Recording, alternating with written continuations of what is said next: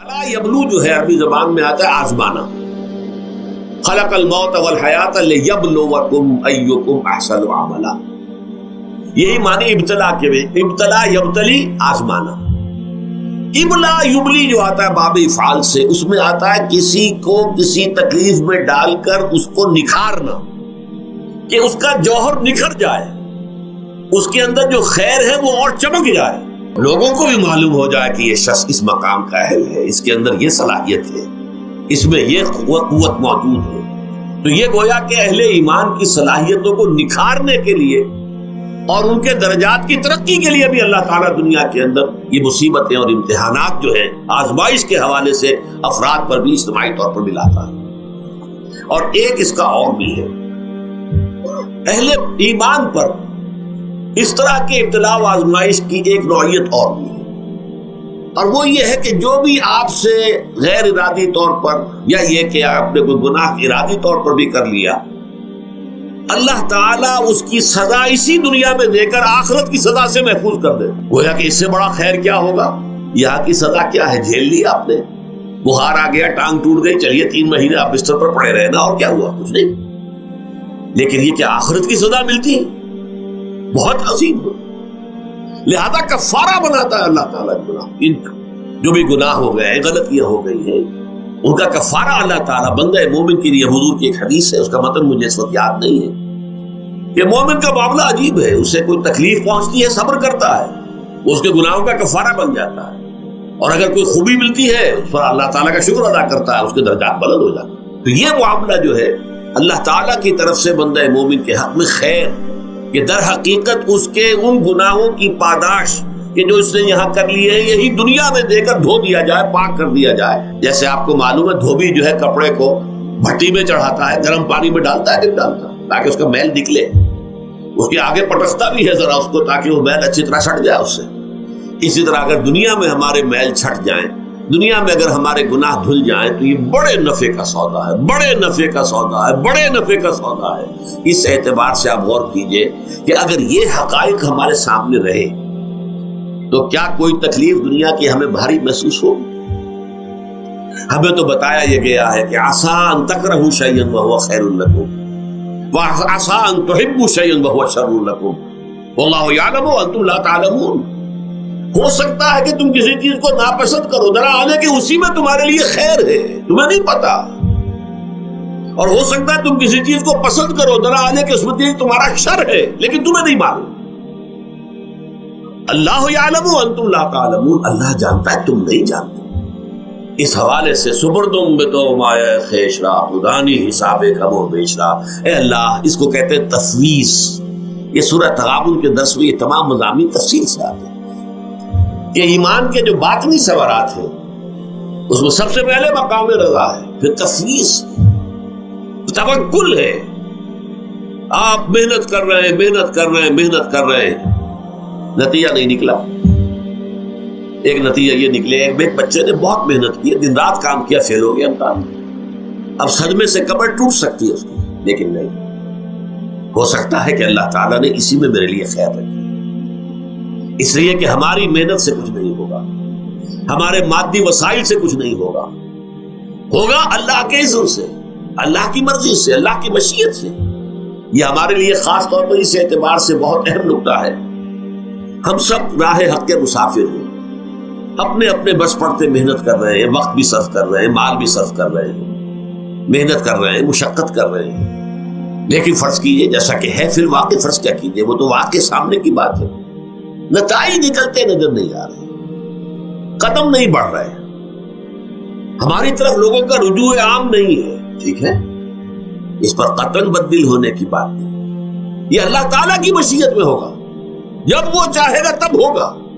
ہمارا کام یہ کہ اپنا فرض ادا کیے چلے جائیں بس، اور نتیجے سے بالکل ذہن کو اپنے منقطع کر لیں، ذہن کا کوئی تعلق آپ کے نتیجے کے ساتھ نہ رہے. یہ جب تک کیفیت ہماری نہیں ہوگی، ہم اس راہ پر استقامت اور مدام اس پر محنت اور جد و جہد کرنا جو ہے وہ ہمارے لیے ممکن نہیں رہے. اس کے لیے میں اگر آپ کے سامنے رکھوں معاملہ کہ حضور صلی اللہ علیہ وسلم کے جو پہلے 10 برس ہیں، جب سے آپ کو آغاز ہوا ہے وحی کا،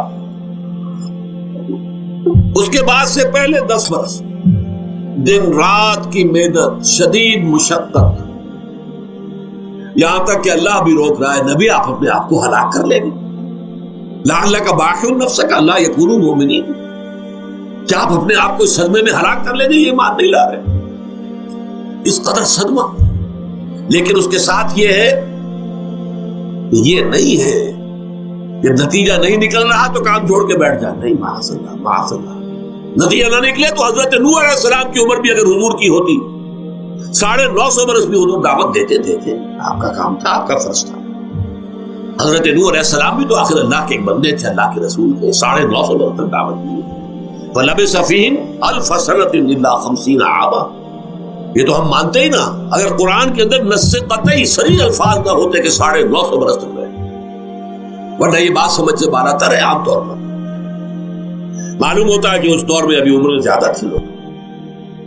بہرحال جو میں نے عرض کیا تھا کہ دکھ جس سے انسان متاثر ہوتا ہے اس کی ایک قسم وہ ہے کہ جو ہمارے ارادہ اور اختیار سے باہر، اللہ کی مشیت سے، اللہ کے اذن سے، اللہ کی مرضی سے آتا ہے، اس کے لیے ہمارا کام صرف برداشت ہے۔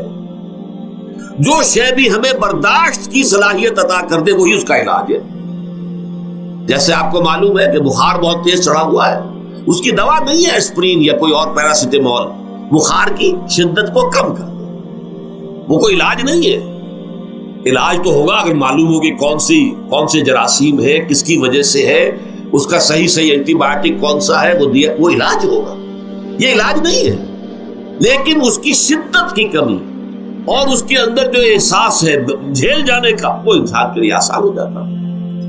یہی مضمون آیا ہے سورہ حدید میں بھی، ما اصاب من مصیبت فی الارض ولا فی انفسکم، یہاں کھول دیا اس مضمون کو۔ میں نے عرض کیا تھا نا کہ یہ آفت سماوی بڑے پیمانے پر بھی ہو سکتی ہے، زمین میں یعنی زلزلہ آ گیا، فلڈ آ گیا، طوفان آ گیا، ولا فی انفسکم، خاص تمہاری جان میں، تمہیں بخار ہو گیا، تمہیں ٹی بی لگ گئی، تمہیں کوئی اور بیماری آ گئی، تمہیں کینسر ہو گیا، معاذ اللہ معاذ اللہ، ہوتا ہے، آخر ہوتا ہے، دنیا میں انسانی زندگی کے ساتھ یہ ساری چیزیں لگی ہوئی ہیں۔ لیکن یہ چیزیں ما اصاب من مصیبت فی الارض ولا فی انفسکم، نہیں پڑتی تم پر کوئی پڑنے والی کوئی مصیبت، کوئی تکلیف، نہ پوری زمین میں بڑے پیمانے پر، نہ تمہاری جانوں میں انفرادی سطح پر، الا فی کتاب من قبل ان نبرأها، مگر یہ کہ وہ تو ایک کتاب میں، کتاب اللہ کے علم کی کتاب، ام الکتاب، اس میں پہلے سے درج موجود ہے۔ یہ الٹ اپ نہیں ہو گیا، یہ اچانک نہیں ہو گیا۔ آپ اچانک سمجھتے ہیں کہ صاحب میں تو جا رہا تھا، اچانک ٹرک نے آ کے مجھے دھکا مار دیا۔ اچانک کوئی شے یہاں نہیں ہوتی، اس کائنات میں پتہ تک نہیں ہلتا جب تک کہ اس نے رب نہ ہو۔ اچانک کا کیا سوال؟ در حقیقت جو ہوتا ہے وہ اللہ تعالیٰ کے علم میں پہلے سے ہے، علم میں کامل، ما کان وما یکون، جو کچھ ہوا جو کچھ ہوگا، مستقبل، ماضی، کل کا کل، آنے واحد میں اللہ کے علم میں موجود ہے۔ لہذا یہاں اچانک کچھ نہیں ہوتا، جو بھی آیا ہے اللہ کے علم سے آیا، اور یہ پہلے سے اللہ کے علم کے اندر موجود تھا، لکھا ہوا تھا، الا فی کتاب من قبل ان نبرأها ان ذلک علی اللہ یسیر۔ یہ تمہیں تو مشکل نظر آئے گا لیکن اللہ پر بڑا آسان ہے، اللہ کا علم کامل، ما کانا ما یکون کو حاوی ہے۔ لِكَيْ لَا تَأْسَوْا عَلَىٰ مَا فَاتَكُمْ، تاکہ تم افسوس نہ کیا کرو ان چیزوں پر جو تم سے چھوٹ جائیں، جاتی رہے، چھن جائیں۔ کوئی موقع تھا ہاتھ سے نکل گیا، کوئی دولت تھی اس پر ڈاکہ پڑ گیا، کوئی اور مصیبت ہے وہ آ گئی، کوئی عزیز فوت ہو گیا، اکلوتا بیٹا تھا فوت ہو گیا، وغیرہ وغیرہ۔ ما فاتکم، فات سے ہی فوتیدگی ہے نا، جو شے بھی نکل جائے، چلی جائے، ہاتھ سے جاتی رہے، چاہے وہ کوئی آپ کا عزیز تھا جو فوت ہو گیا تو آپ کے ہاتھ سے نکل گیا، یا کوئی مال تھا جو آپ کے قبضے سے نکل گیا، ڈاکہ پڑ گیا، چوری ہو گئی، نقصان ہو گیا کاروبار میں بہت بڑا، اس پر افسوس نہ کیا کرو۔ اگر افسوس کرو گے تو اس کا مطلب کیا ہوگا کہ تمہیں اللہ پر اعتماد نہیں ہے، یا تم سمجھتے ہو کہ اللہ کے سوا بھی کوئی ہے جو یہ کام کر سکتا۔ کائنات میں تو ایک ہی کی مرضی چلتی ہے، وہ ہے اللہ۔ لہذا اگرچہ وہ کسی کے ذریعے سے تکلیف آپ کو پہنچی ہے، کسی نے آپ کو پتھر مارا ہے، وہ پتھر ہو سکتا ہے آپ کو نہ لگتا، لگ گیا ہے تو اللہ کے فیصلے سے لگا ہے، اس کا باپ بھی نہیں پتھر مار سکتا آپ کو اگر اللہ کا اذن نہ ہو. لہذا آپ پتھر مارنے والے کو بھی مجرم سمجھیے، ٹھیک ہے، اس سے بھی قصاص لینے کا آپ کو حق ہے، لیکن یہ جان لیجئے کہ جو آیا ہے پتھر وہ اذن رب سے آیا. اب ظاہر بات ہے کہ اگر یہ کیفیت ہوگی تو غصہ اتنا نہیں ہوگا اس شخص پر کہ جس نے یہ کام کیا ہے، بلکہ ہو سکتا ہے آدمی مسکرا کے رہ جائے. جیسے کہ وہ میں واقعہ سناتا رہا ہوں اپنے دروس میں کہ ایک درویش میرے ساتھ بھی جا رہا تھا، جو رب کرے سو ہو، جو رب کرے سو ہو، جو رب کرے سو ہو.